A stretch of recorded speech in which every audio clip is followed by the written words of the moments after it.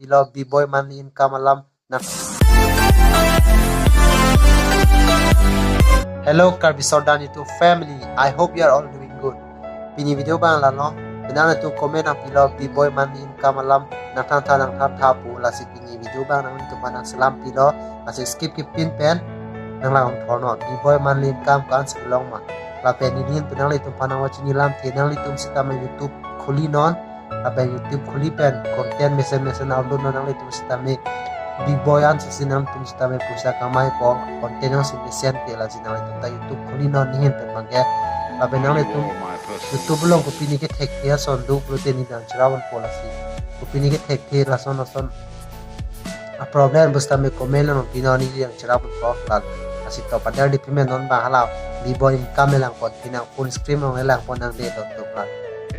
to don tum non ba full screen ma la yo la sinang laon pamin de don tum nang litum chini po tala gallery dak se do de don tum screenshot la lo yo don tum la b-boy YouTube channel la ke theklong no bodon tum banners tame theklong no la pena logo tame theklong no b-boy do yo okay banners se b boys subscribe now bisipu la pelang le video ka upload ka dan tum video ka upload ke 132 la lang le video upload la pen subscriber bang ka dan tum 1.6 million ane yo don tum la pen video views tame ong pe lo country India la pen channel tab people la pen alang li YouTube kang pu cheng ke June 12 2019 de don tum alang kang pu cheng peneng ane ka na 2019 20 30 20 21 22 ningkan ne thom lom do po don tum ningkan thom pleng po la pen lang li video ka upload theng bo non recently pan si hasi ka upload non don tum la yo lage recent la so video ka upload pila la iPhone alang charbu dak dak mate la pen la kimi chinam polo la upload tu la pen non alang lin kam lang pon phenang de la le don tum estimate monthly earning polo ke $758 alang lin kam mata tha don tum India rupees convert na $1 long pen 80 rupees polo te India na lo calculator ha convert phenang de don tum la